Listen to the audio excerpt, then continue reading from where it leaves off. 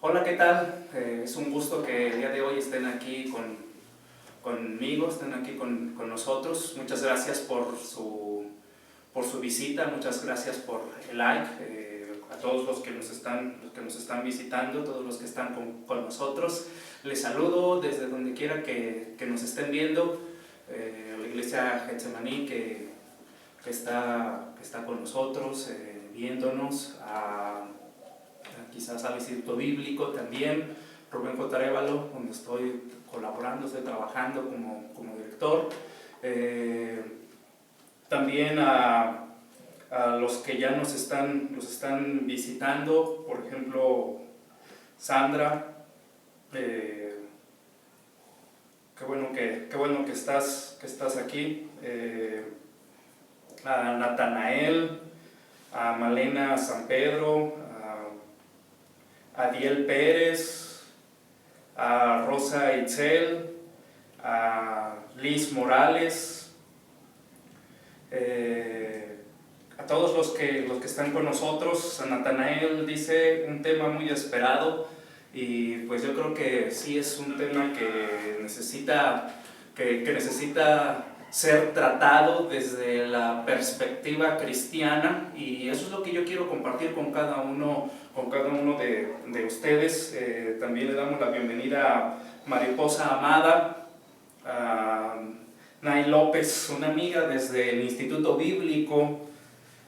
Fabián, te saludamos hasta Tabasco. Un gusto con todos los que se están conectando y están con nosotros en este momento. Quiero compartir con cada uno de ustedes un tema que es de suma importancia, y es el modelo perfecto de la familia. Nosotros como cristianos debemos tener en claro cuál es el modelo perfecto de la familia, pero no solamente lo debemos de tener en claro. Uno de los asuntos es que este tema es uno de los temas que está siendo muy atacado, se está volviendo quizás hasta muy controvertido, se está volviendo también muy diluido en sus valores, en sus principios. Hay muchas cosas, hay muchas preguntas, hay muchas cuestionantes sobre este asunto, y una de las preguntas que quizás podríamos hacernos en este momento para empezar ya a introducirnos en el tema, una de las preguntas es si de verdad existe un modelo perfecto para la familia.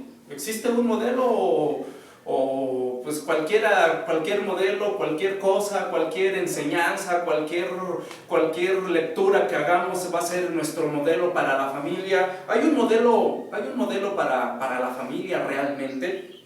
Número 2, si es que sí hay un modelo, entonces ese modelo es vigente para nosotros, es vigente para este tiempo, ¿sí o no es vigente? Y luego no solamente eso, sino que si es un modelo vigente, entonces lo debemos de seguir, pero para poderlo seguir necesitamos conocerlo, necesitamos darlo a conocer. Y esto es algo que nosotros debemos entender claramente, porque el problema es que en muchas ocasiones no se conoce ese modelo, no se conoce esa forma de la familia, no se conoce cómo es tener una familia de manera que podamos honrar a Dios, podamos agradar a Dios, podamos buscar y obtener el bien y vivir en un bienestar en nuestro diario vivir. Así que es importante que nosotros tengamos en cuenta cuál es ese modelo y conozcamos ese modelo, porque surge la pregunta quizás de muchos, para ser como mis papás, para ser como tal persona, para repetir el mismo patrón de que golpearon a mi madre, de que abandonaron a mi padre, no sé, infinidad de cosas que afectan. Luego no solamente eso, como jóvenes, como chavos, muchas veces también una de las cuestionantes que vienen a nuestra mente, que vienen a la mente y al corazón de los jóvenes es ¿y si fallo? y si me equivoco en la persona, y si mejor le hago como todos, que no se casan, que no hay un compromiso, y si después nos arrepentimos, pues mejor cambiamos o nos dejamos.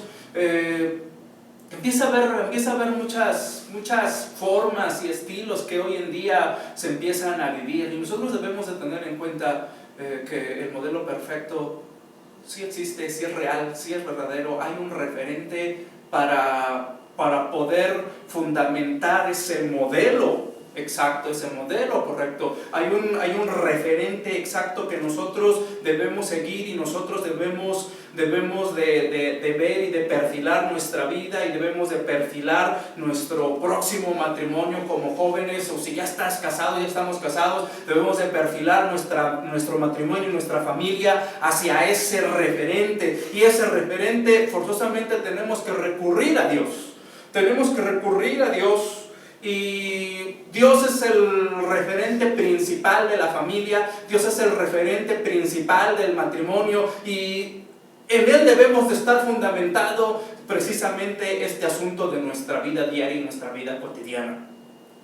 Y el asunto también está que como jóvenes, hoy en día también en nuestro presente, nos enfrentamos a lo que mucha gente a nuestro alrededor dice, a lo que mucha gente a nuestro alrededor expresa.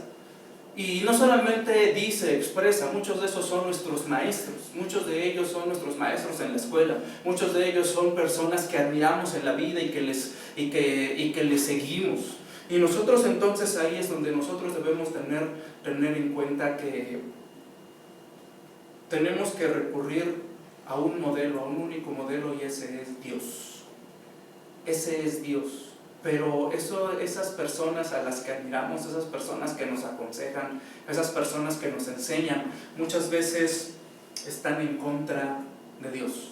Así que como jóvenes, quiero primero, antes de seguir avanzando en el tema de la familia, primero quiero establecer bien ese referente, quiero fundamentar bien ese referente que nosotros debemos tener. Quiero establecer claramente cuál es la mirada y hacia dónde debe estar nuestra mirada, y quiero argumentar precisamente sobre Dios. ¿Quién es Dios? Quiero argumentar sobre ello, y quiero presentarte cuatro argumentos para poder hablar sobre ese referente. El primero es el referente cosmológico, el segundo es el referente teológico, el tercero es el referente axiológico, y el cuarto es el referente ontológico. Quizás te preguntes y digas, ¿qué dijo? ¿Qué quiere decir? No te preocupes, ahorita te los voy a explicar cada uno de estos referentes. Y entonces vamos a empezar con el primero. El argumento cosmológico. Cuando nosotros vamos hacia Dios, vamos a buscar a Dios, cuando nosotros queremos seguir a Dios, cuando nosotros queremos tener un argumento para decir Dios es mi máximo referente, Dios es el máximo ser a quien yo quiero seguir, entonces nosotros debemos de ir a buscar a Dios, y para poder defender la existencia de Dios, poder decir que Dios es real, Dios es verdadero, y tener los argumentos. El primero es el cosmológico, y este es a partir de la creación. Este argumento tiene que ver con lo que es la creación del universo. Platón, Aristóteles hablaron mucho acerca de ello desde hace mucho tiempo atrás. Ellos son pilares en asuntos filosóficos, y ellos hablaron precisamente acerca de la creación.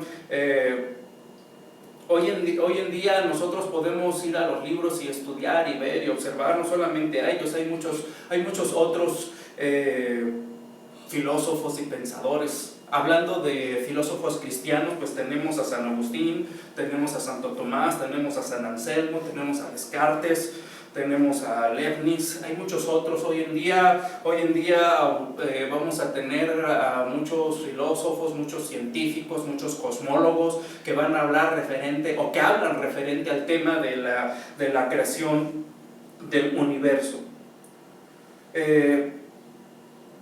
Nosotros debemos tener en cuenta que cada uno de los que hablan acerca de la creación han encontrado que este tema es un tema muy importante y cada uno de los pensadores, de los filósofos, cada una de aquellas personas que han estudiado han encontrado valioso el argumento de la creación y lo han difundido cada uno a su manera, en su forma de pensar o en la tendencia filosófica que ellos tengan, pero el tema de la creación es un tema que sin duda alguna es real, es verídico. Nosotros necesitamos ir hacia allá. Y en esto nosotros decimos que existe un universo y esto debió ser causado por algo más grande que él mismo.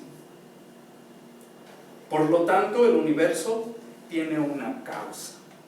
El universo tiene una causa para poder ser creado. Para que pudiera haber sido creado, hubo una causa primera, una causa primaria. Hablando del asunto del universo, tuvo que existir una causa primaria.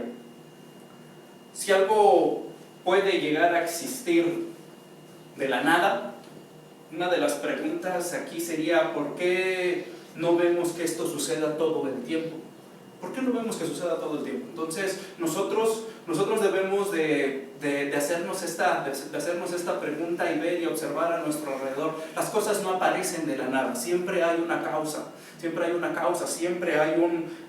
causa-efecto. Y en el tema de la ley de la causalidad, hay dos aspectos muy importantes. En el tema de la causalidad hay dos aspectos muy importantes. El primero es que el universo necesita una causa inicial. Forzosamente debemos de ir a la causa inicial. Y número dos, el universo necesita una causa actual para poder seguir existiendo. Porque no solamente es de que hubo un inicio y una causa. Si no hubiera una causa en este momento que nos mantuviera aquí, entonces el universo seguiría siendo o sería todo un caos. Así que nosotros necesitamos tener en cuenta precisamente este asunto. Y en el tema del argumento cosmológico, entonces vamos a ver que el universo fue creado en un principio. El universo comienza a existir y esto es porque hay una causa que lo inició. Después de esto, entonces, reflexionamos en que el universo comenzó a existir. Después de la causa, el universo comenzó a existir y por lo tanto, por último, vamos a decir que el universo tiene una causa. El universo tiene un inicio, el universo tiene algo que lo causó.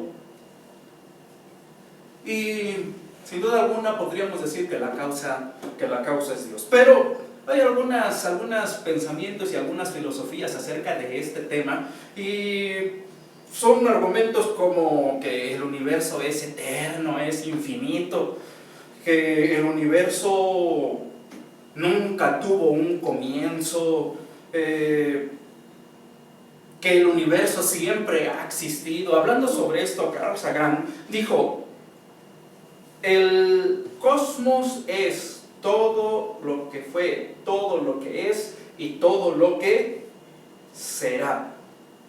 Pero respondiendo a todos estos argumentos que hay en contra de que hay un inicio y hay una causa, primero tenemos que tener bien en cuenta que la prueba científica respalda fuertemente la idea de que el universo tuvo un inicio, tuvo un comienzo. La mayoría de los estudiosos, la mayoría de las personas que están entrando en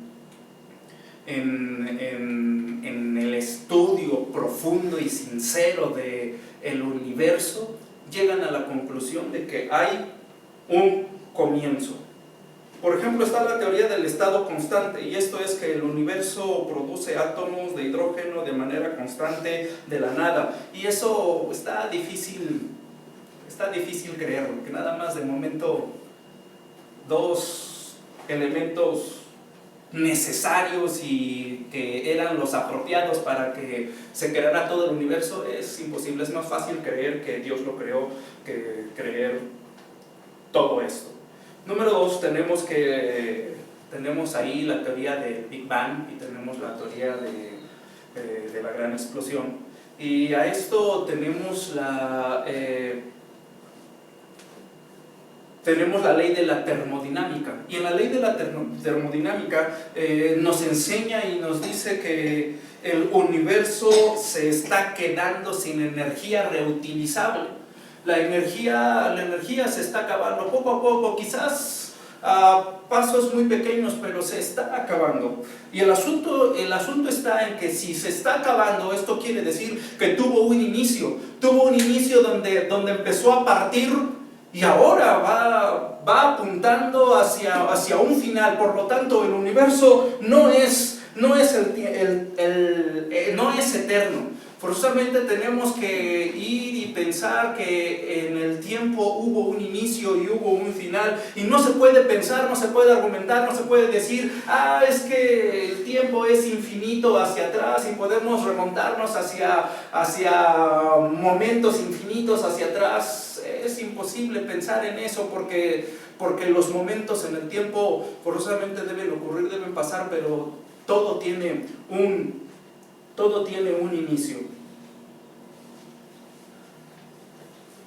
Nosotros debemos tener bien en claro, el mundo es un hecho finito, el universo es un hecho finito y necesita una causa para su comienzo. No podemos recurrir a otro asunto, a otro tema. Es cierto que hay teorías, pero no están comprobadas todavía. No están todavía comprobadas por todos, no hay la evidencia científica para eso. Forzosamente tenemos que decir, hubo un comienzo para el universo. Y decíamos que en la ley de la causalidad hay dos asuntos. Uno es que hubo un comienzo y número 2 es que el mundo necesita una causa en nuestro presente, existente y continua, para que permanezca, para que siga real. Así que nosotros debemos de tener bien en cuenta este asunto. Las Sagradas Escrituras nos enseñan algo muy importante. En Génesis 1:1 dice la razón, dice quién es la causa, y la causa precisamente quién es Dios. Y luego no solamente eso, en Colosenses 1:17 también encontramos no solamente la causa inicial, sino que encontramos la causa que hay en este tiempo, en este preciso momento, aquí donde estamos tú y yo. Esa causa sigue vigente, sigue real, y esa causa pues también encontramos que es Dios.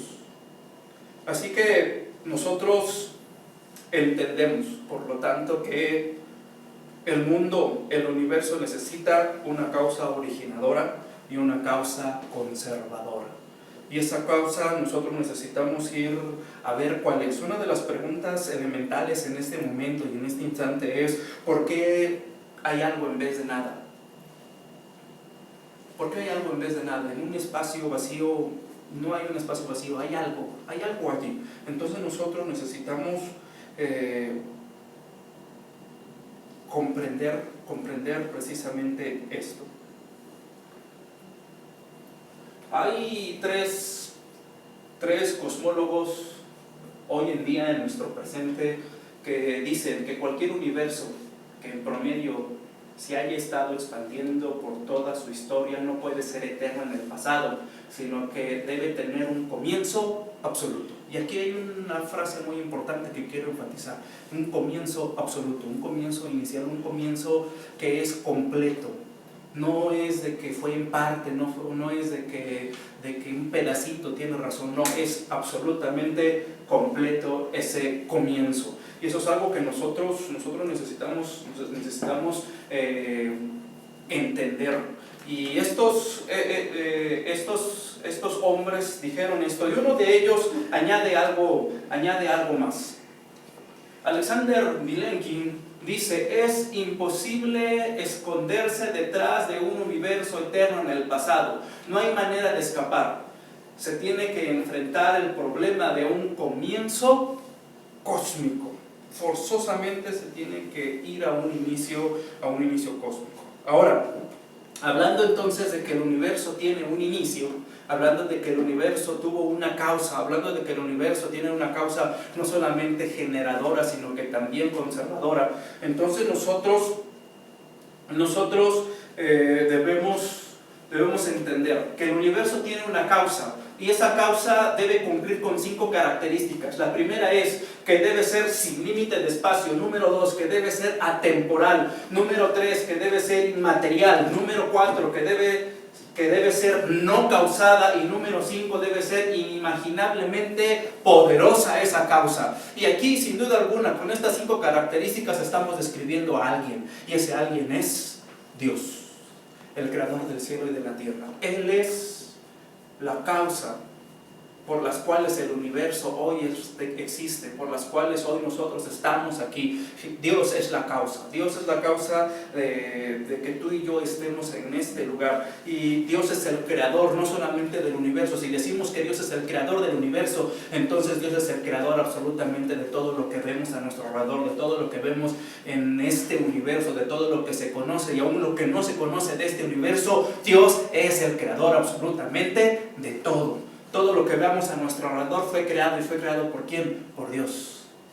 Así que nosotros debemos de tener bien en cuenta esto. En Génesis capítulo 1 y capítulo 2 precisamente encontramos esto. Y en eso precisamente está el ser humano, está el hombre. Y no solamente el hombre, sino que Dios dijo, también lo voy a crear al hombre y una mujer. Así que un hombre y una mujer. Pasemos a otro argumento, el argumento teleológico. En el argumento teleológico vamos a estarnos basando en el asunto del diseño y el propósito.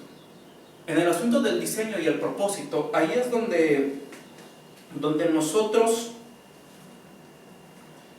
vamos a descubrir precisamente que hay un ajuste, un diseño completamente fino, completo, apropiado, exacto, para que todo esté creado con un propósito y tenga su funcionalidad de manera correcta, su funcionalidad de manera apropiada. Este argumento inició con Aristóteles.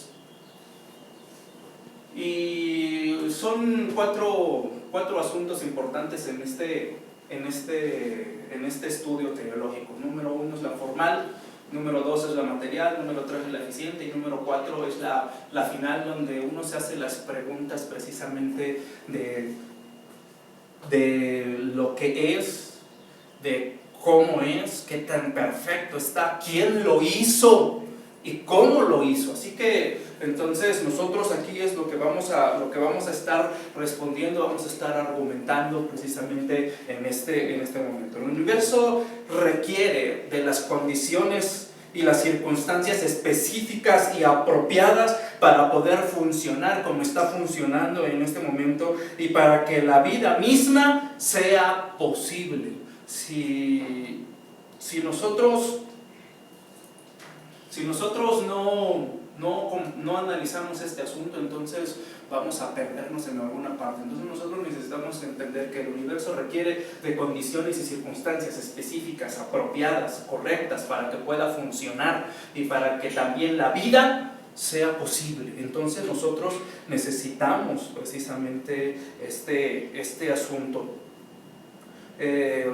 Las cosas no fueron hechas ni fueron puestas al azar, nada más así porque sí. No, las cosas fueron puestas así, prediseñadas ya desde el principio, desde el inicio ya fue diseñado. Nosotros no salimos a la calle y de momento vemos que nuestra acera, nuestra banqueta está completamente limpia y decimos, oh, se limpió milagrosamente. No, hay una causa. De un momento uno va a empezar a pensar y a decir qué fue lo que pasó, qué fue lo que sucedió. Un vecino se acomidió a barrer mi acera? ¿Qué fue lo que sucedió? ¿Qué fue lo que pasó? Empezamos a pensar y a razonar, porque siempre hay un propósito, siempre hay algo detrás de lo que está ocurriendo, siempre hay un detrás de lo que está pasando. Todo fue puesto en su lugar con un propósito, y no fue nada más por accidente. Las cosas no ocurren por accidente, las cosas no ocurren por arte de magia, las cosas no ocurren nada más así porque sí. Todo fue con un propósito y con un diseño. Todo vino a la mente de un diseñador. Por ejemplo, muchos tenemos en nuestra mano un celular, quizás tenemos un reloj en nuestra mano, y nosotros al ver la maquinaria o al ver todo lo que es por fuera, podríamos decir ya tan práctico, tan fácil y tan sencillo, y decimos, wow, qué bonito, pero en realidad detrás de todo eso hay todo un diseño, todo un estudio, todo un análisis, todo un trabajo de unir las piezas correspondientes y apropiadas para el buen funcionamiento de un reloj o de un celular o de cualquier cosa que tengamos. Todo tiene una razón y todo tiene un propósito, todo está puesto en el lugar que debe de estar puesto para su buen funcionamiento, y eso nos lleva a pensar y a decir, hay que ir a pensar en el diseñador. Y no solamente en el diseñador, sino en su trabajo. Hay que ir a pensar en su trabajo. Así que cuando nosotros, si tú te encuentras un reloj en la calle, no vas a decir, esto fue por arte de magia. Forzosamente vamos a pensar en alguien que lo diseñó. No solamente eso, sino que también podríamos pensar y podríamos poner el ejemplo de las partículas de ADN. Las partículas de ADN, cada una de las partículas precisamente tiene en ellas contiene toda la información del ser humano, tiene toda la información genética de su presente y de su pasado, y todo es en una pequeña partícula. Pero ¿quién hizo todo eso? ¿Quién lo hizo perfecto? Así que nosotros debemos de tener bien en cuenta que hay un diseñador que hizo con propósito todas las cosas. Hay dos argumentos que se ponen en contra de esto. Uno de ellos es que el universo fue creado por necesidad. Y este argumento, déjenme decirles pues que aunque tiene muchas ideas, pero en realidad no es convincente. Nada más porque el universo necesitaba existir, se creó. Nada más así de la nada por necesidad, no. El otro argumento es el argumento del azar, de que como en algunas de las teorías, de momento dos partículas precisamente exactas chocaron, y esas hicieron una explosión, hicieron todo un movimiento en el cosmos, y provocó que en un instante se crearan los planetas, se crearan las estrellas, se crearan los meteoros y se creara todo lo existente. Es imposible pensar en eso, es imposible que podamos poner en claro que eso es la razón y el diseño con el cual se creó el universo. No es así. No se puede crear algo nada más así de la nada.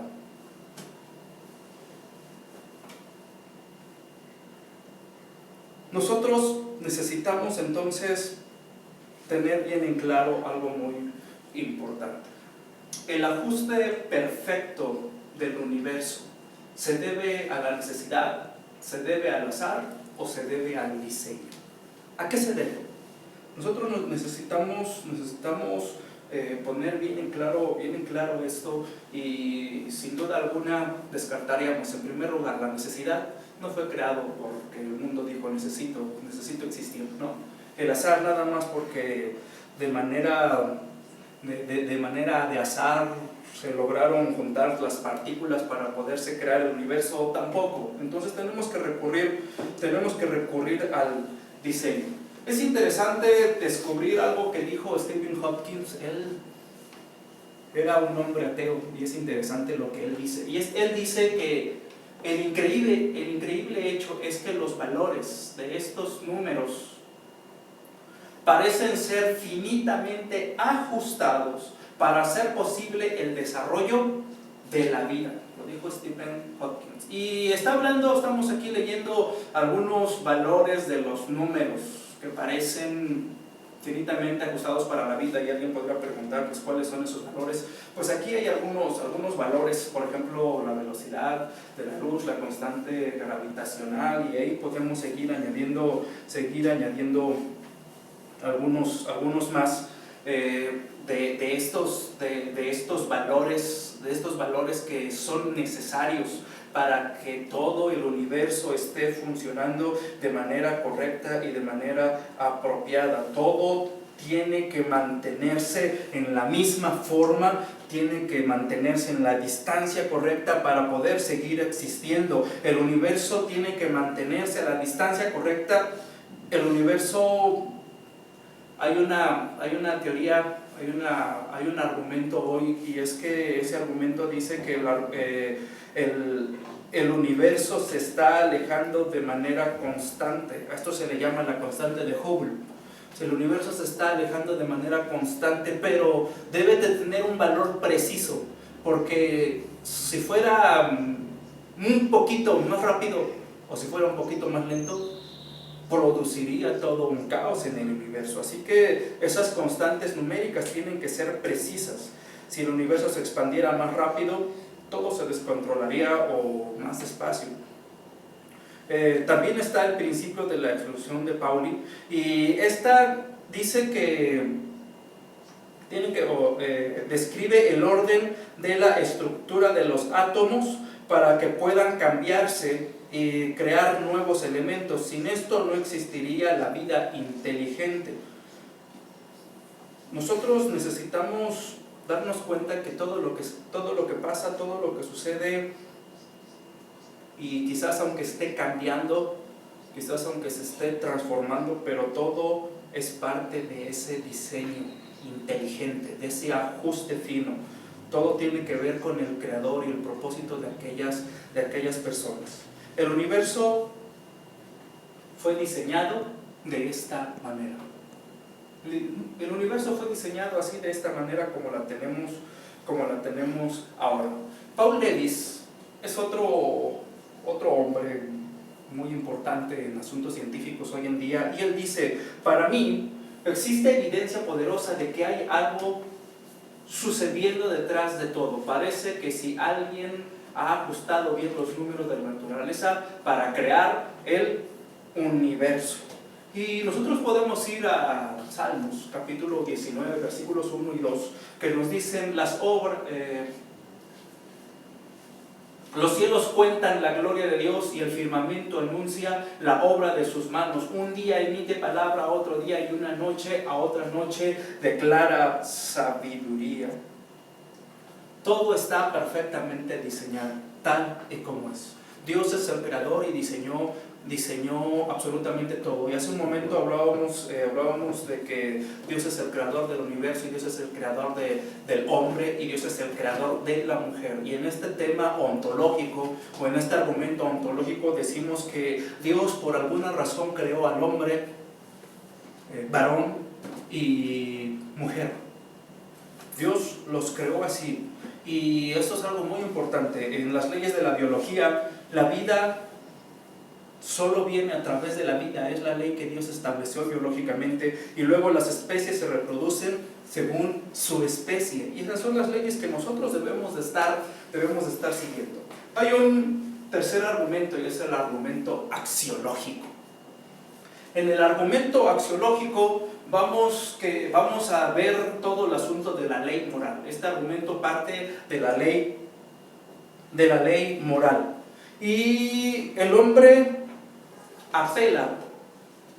toda persona apela a un cierto modelo de comportamiento. En este asunto es que Va a pasar, va a ocurrir, te ha ocurrido en muchas ocasiones cuando una persona te hace daño, le dices, oye, esto es injusto, oye, esto está mal, esto no está correcto, ¿por qué me haces esto? Nosotros apelamos a las demás personas, nosotros argumentamos a algunas leyes que tienen que ver con la moral, tienen que ver con asuntos que son las relaciones con las demás personas, y decimos, no, yo primero, yo llegué primero, no, es que tú, es que yo, esto es injusto, esto es justo, así hay que comportarse, así hay que ser, y esto es lo que nos lleva entonces a pensar precisamente en este asunto, apelar para demostrar que una persona está infringiendo o que yo no estoy infringiendo. Y esos argumentos de defensa, esos argumentos de justificación, lo único que están haciendo es que están demostrando que la ley moral sí existe, que la ley moral sí es real. Por lo tanto, esto lleva a reconocer que hay un acuerdo de lo que está bien y lo que está mal. Hay un acuerdo que hay. Y ese acuerdo, ¿cuál es? Ese acuerdo es que hay una regla llamada ley natural. Hay una ley natural, y los filósofos se referían a esta ley de la naturaleza humana. Y ellos decían, todos los cuerpos están gobernados por la ley de la gravedad, todos los organismos están gobernados por las leyes biológicas, y por lo tanto, entonces, todos los hombres también tienen su ley, y esta ley, la ley se llama de la naturaleza humana. Entonces, tú y yo forzosamente tenemos que apegarnos a esa ley, forzosamente tenemos que conocer y tenemos que reconocer esa ley, la ley que corresponde a nosotros, a nuestra conducta, la ley que tiene que ver con nuestras relaciones, con la gente que nos rodea, con nuestro entorno, con las personas con las que convivimos. El hombre no puede desobedecer estas leyes, porque si desobedece a estas leyes, entonces habrá, al igual que en los argumentos anteriores, habrá un problema allí. Habrá un problema que vamos a tener si nosotros no obedecemos a estas leyes. Esta ley era llamada así la ley de la naturaleza humana, porque en su momento, cuando fue creado este concepto, esta idea, esta ley, se decía, se creía, se pensaba que todo el mundo la conocía, entonces por eso es que le dan este nombre. La idea de un comportamiento decente era evidente para todo el mundo y creemos que todo es así. Entonces nosotros vamos a seguir avanzando. Una de las preguntas quizás aquí que corresponde, estamos hablando en el tema de Dios, y estamos hablando sobre los asuntos morales, y una pregunta aquí es que quizás ¿qué se puede decir acerca de las guerras, del hambre, de la violencia familiar? Pero no tienen un argumento aquí, porque estamos hablando de las leyes morales de Dios, que son vigentes, son perdurables, son constantes para el bienestar, y lo que acabamos de mencionar, como las guerras, como el hambre, como la violencia familiar, como las injusticias, y podríamos mencionar muchas otras cosas más, no son valores, esos son acciones degradantes, así que no aplican en este argumento. Después se puede responder a esas cuestionantes, pero ahorita no estamos hablando de esas cosas, sino estamos hablando de que hay una ley moral que existe, que es real y que debemos atender. Hay diferentes pautas morales, pero depende de nosotros si los llevamos a cabo o no las llevamos a cabo. Si alguien, por ejemplo, rompe una promesa, cruza la línea de nuestra paciencia, vamos a quejarnos.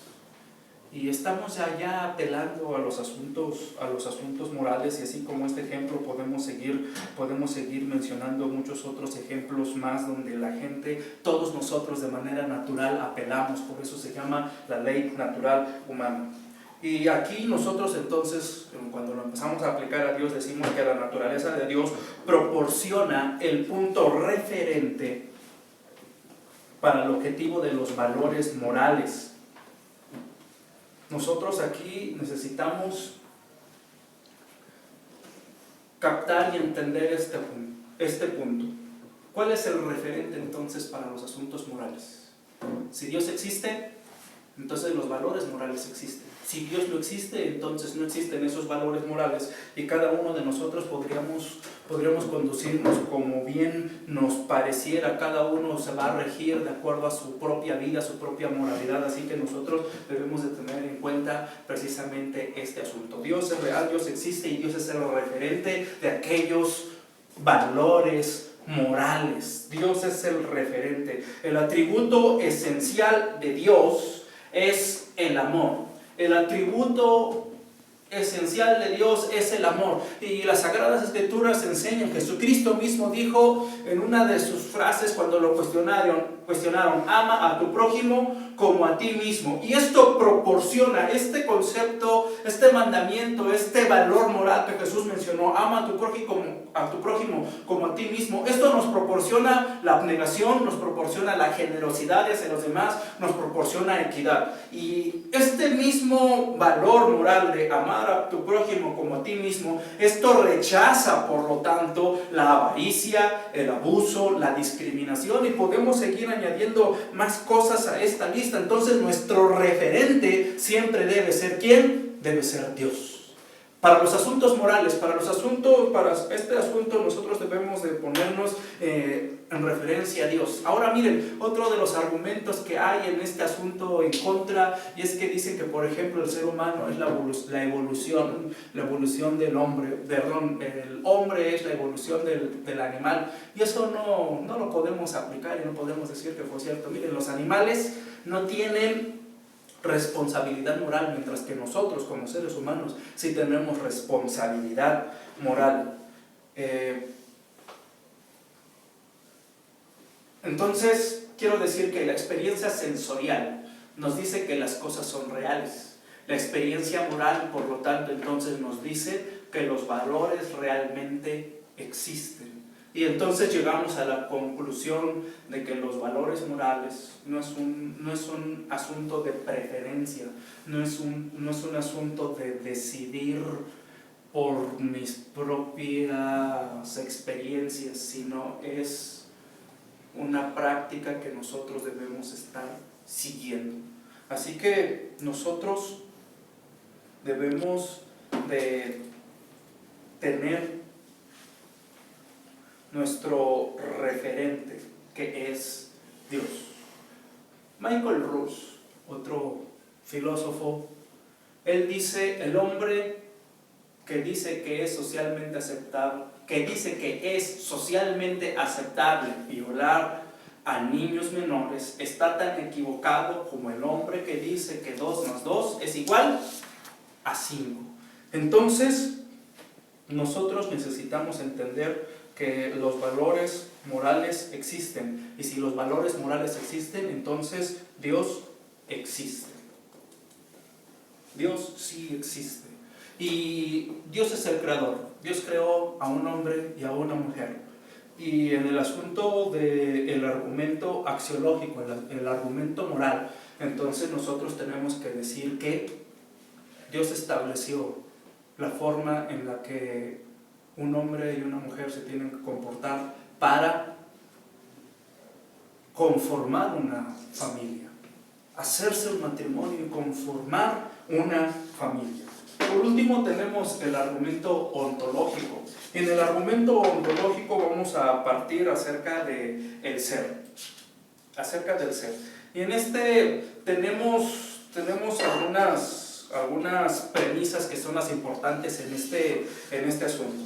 es posible que un ser máximamente grande exista. Número 2, si es posible que un ser máximamente grande exista, entonces un ser máximamente grande existe en algún mundo posible. 3, si entonces ese ser máximamente grande existe en algún mundo posible, entonces existe en todos los mundos posibles. Avanzamos. Si un ser máximamente grande existe en todos los mundos posibles, entonces existe en el mundo real. Por consiguiente, un ser máximamente grande existe en el mundo real. Por lo tanto, un ser máximamente grande existe. ¿Y ese quién sería? Ese ser máximamente grande sería precisamente Dios. Miren, hablando sobre los seres máximamente grandes, las entidades máximamente grandes, o posibles, o reales, o existentes. Número 1, tendríamos las entidades imposibles. Son, por ejemplo, hablar de un cuadro circular. Eso no existe por ningún lado. Un unicornio, no existen en ningún mundo posible. Las entidades contingentes, ¿cuáles son las entidades contingentes? Existen en algún mundo posible, pero no en otros. Por ejemplo, el unicornio, podríamos pensar, soñé con un unicornio, me imaginé un unicornio. Existe en algún mundo posible, pero no existe en todos los mundos posibles. Esas son las entidades contingentes. Y las entidades necesarias, aquí tenemos las entidades que son completamente reales y son comprobables. Por ejemplo, los números, las verdades absolutas, las definiciones de las formas. Y aquí es donde nosotros debemos de ver y aplicarlo a Dios. Y hasta este momento donde vamos, tendríamos que decir que Dios sí existe. Decir que existe significa que no puede no existir. Y en Éxodo 3:14 encontramos que Dios se le aparece a Moisés y le dice: yo soy el que soy, y dijo: así dirás a los hijos de Israel, yo soy, me envió a vosotros. Un ser máximamente grande necesario es el que tiene todas las cualidades mejores a tener. Si no, pues tenemos ahí un problema. Pero, por ejemplo, la sabiduría, el amor, el poder, son asuntos reales de Dios. Hace ratito mencionaba, por ejemplo, el mal, la imperfección, la corrupción, son propiedades degradadoras que por lo tanto entonces decimos que no son de la naturaleza de Dios, no corresponden a la naturaleza de Dios. Entonces, nosotros debemos de tener precisamente en cuenta que Dios es real y que Dios es verdadero. Quiero citar Colosenses 1:16. Y Colosenses 1:16 nos dice: la idea de un ser máximamente grande es consistente con las Sagradas Escrituras. Ahí en Colosenses 1:16 encontramos precisamente esto. Así que pasar al unicornio por estas 5 premisas que hemos descrito en este momento, pues no corresponde. Forzosamente tenemos que darnos cuenta que si metemos a Dios en estas premisas, vamos a darnos cuenta que Dios realmente existe y es el creador. Dios es real y Dios es verdadero. La pregunta correcta a seguir entonces es: ¿cuál es la mejor manera de comprobar que Dios existe? Y la respuesta correcta sería la creación. Y regresamos al primer argumento. Dios es real, Dios es verdadero, Dios es genuino, Dios es el diseñador perfecto, Dios es el creador de absolutamente todo. Y Dios, como creador, decíamos, Dios creó el mundo. Dios es el ser extremadamente poderoso, no causado, necesariamente existente, no contingente, no físico, inmaterial, eterno, que creó el universo eterno y todo lo que hay en él. Entonces,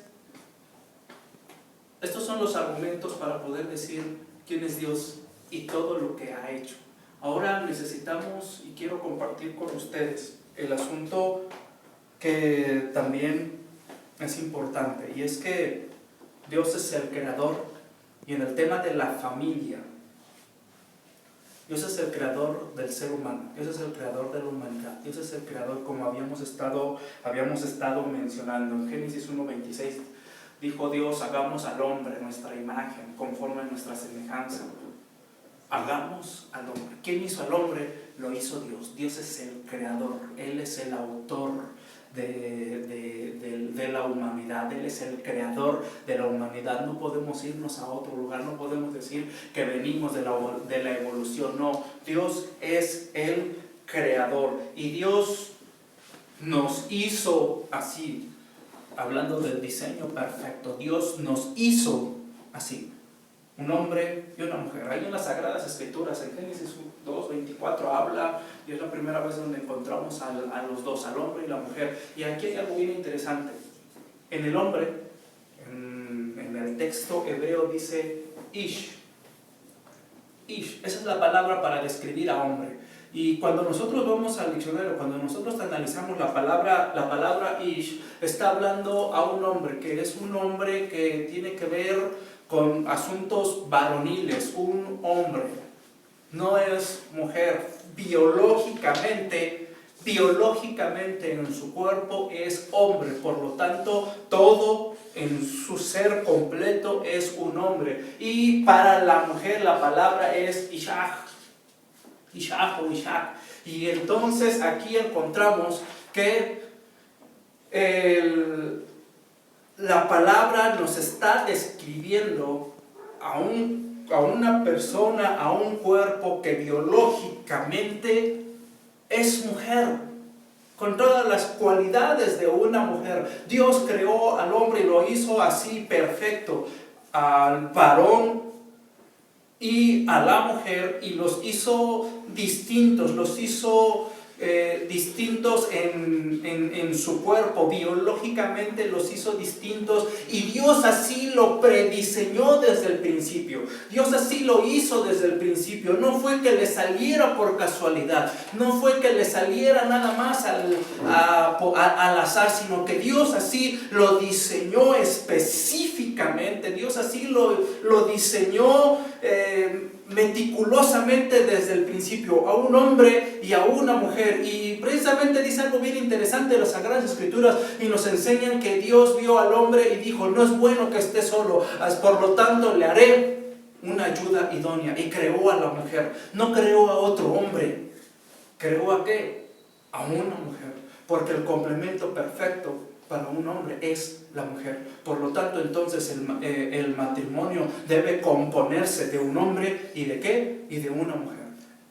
El matrimonio se debe componer de un hombre y de una mujer, porque así Dios lo ha establecido. ¿Y por qué? Porque precisamente después encontramos en Génesis 4:1 que cuando un hombre y una mujer se unen para vivir en ese santo matrimonio, para conformar una familia, la familia se compone no solamente del esposo y la esposa, sino que los dos, cuando se unen, ellos tienen hijos, conciben hijos de ellos mismos, de su misma sangre, de su misma semilla. Y ese es el concepto de la familia de Dios. Ese es el modelo perfecto, ese es el modelo exacto, ese es el estilo correcto que nosotros debemos de estar siguiendo. El modelo perfecto es un hombre, una mujer, y los dos procrean sus hijos. Ese es el modelo que Dios nos está instituyendo desde la creación, desde el inicio de la humanidad y del universo. Dios hizo así. Así que el modelo perfecto es un hombre que biológicamente, moralmente y en todos los aspectos es un hombre, varón. Y Dios creó a la mujer, que biológicamente, psicológicamente, moralmente también debe ser una mujer. Y Dios los creó distintos, y los creó así a propósito, para que se pudieran unir un hombre y una mujer. Y la manera natural La manera correcta y natural para poder procrear y tener hijos en esa familia es que de los dos puedan procrear a su hijo.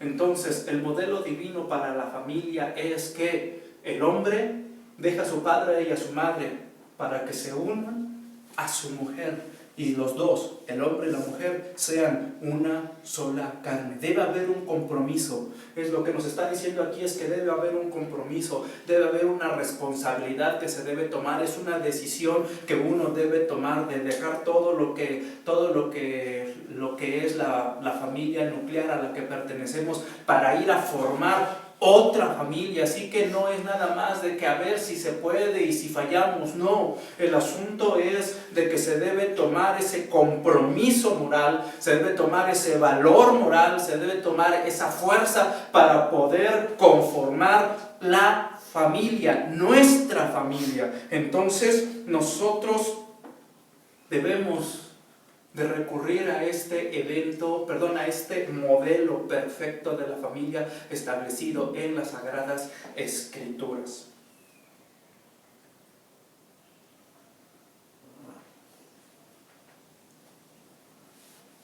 El modelo puede fallar por salirse de los referentes morales de nuestro Creador. Podríamos pensar y podríamos decir, pero es que en mi niñez yo sufrí porque tuve un padre ausente, tuve una madre ausente. Podríamos pensar y decir, mi imagen, mi modelo de familia en mi mente es violencia familiar, donde tenía un padre golpeador, tenía una madre violenta. Quizás alguien podría argumentar y decir, el modelo en mi mente está distorsionado, o me cuesta trabajo entender todo esto que se está diciendo porque en mi infancia yo padecí esa violencia o el rechazo de mis padres.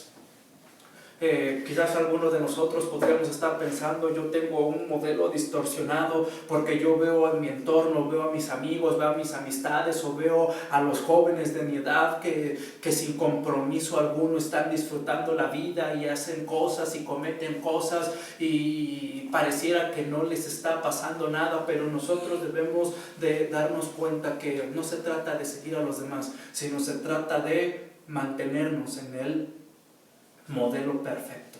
Y el modelo perfecto establecido por Dios, que es el creador de todo y que Él todo lo tiene perfectamente planeado y que lo hizo todo bien y lo hizo todo bueno y que estableció las reglas para la conservación y que estableció la moral para poder tener una familia. Entonces nosotros debemos de apegarnos a Dios, nuestro referente de familia. Quizás no podría decir, tengo que decir, nuestro referente de familia quizás no son nuestros padres. Nuestro referente de familia debe ser Dios. Necesitamos a Dios. Tú necesitas a Dios. Yo necesito a Dios. Necesitamos a Dios. Cada uno de nosotros necesitamos a Dios para verlo como ese referente de nuestra familia. Cada uno de ustedes, los jóvenes, deben de estar viendo a Dios para poder conformar su familia de manera correcta y de manera apropiada. Nosotros debemos de estar buscando, debemos de estar anhelando, debemos de tener la visión, debemos de tener el objetivo, debemos de idealizar la familia perfecta en un modelo perfecto, debemos de idealizar e imaginarnos y perfilarnos y encaminarnos al modelo perfecto de la familia, y eso lo debemos de estar haciendo, pero para eso forzosamente necesitamos a Dios, necesitamos recurrir a Dios, necesitamos buscar a Dios, necesitamos ir a las Sagradas Escrituras para saber qué es lo que Dios ha dicho, qué es lo que Dios ha establecido. Forzosamente necesitamos someter nuestra vida a Dios para poder tener una mejor vida y una mejor familia. Así que yo quiero invitarte, jóvenes, yo quiero invitarlos, yo quiero que tú y yo, quiero que cada uno de nosotros tengamos bien en cuenta esto. Dios es el máximo referente al que nosotros debemos estar viendo, porque Él se merece ese título de máxima persona, máxima deidad. Él es nuestro Dios, Él es nuestro Señor, Él es Dios, es el creador de todo. Y Él hizo las cosas con un diseño, con el diseño perfecto.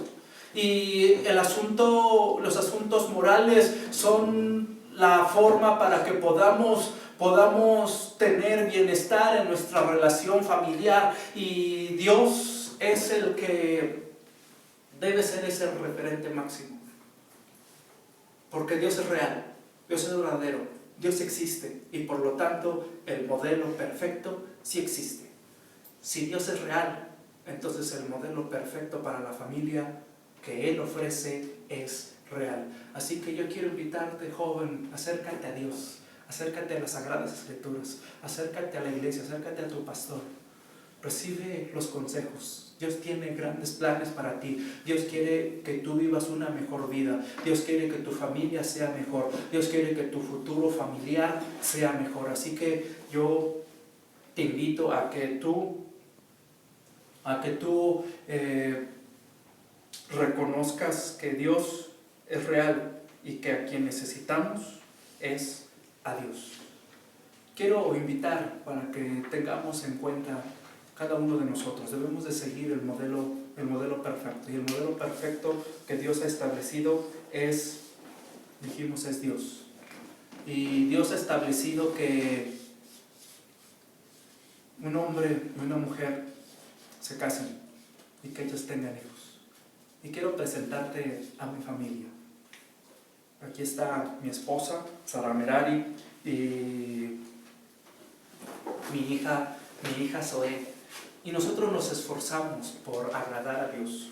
Nosotros nos esforzamos por seguir a Dios. Nosotros nos esforzamos por alcanzar el modelo perfecto. Saludemos. Hola, saludos a todos.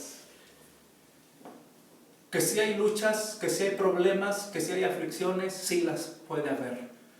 Que si hay desacuerdos, quizás los hay, pero hay un modelo perfecto a seguir. Hay algo más grande, hay alguien más grande a quien seguir, y ese es a Dios. Así que no permitas que los problemas, las luchas, las malas experiencias destruyan el modelo perfecto en tu mente, en tu corazón. Debemos de seguir luchando por el modelo perfecto que es establecido por Dios. Y el modelo perfecto es un hombre, una mujer, se casan y ellos tienen hijos. Y aquí está mi familia, que nosotros nos estamos esforzando por el modelo perfecto. Que Dios les bendiga, saludos a todos. Espero que esto les haya servido a cada uno de ustedes. Muchas gracias por seguirnos, muchas gracias por estar con nosotros, muchas gracias por el like que le han puesto, muchas gracias por compartir esto. Si crees que puede servirle a alguien más, compártelo, no hay ningún problema. Muchas gracias a cada uno de ustedes y saludos a todos los que nos han visto el día de hoy. Que Dios les bendiga. Hasta luego.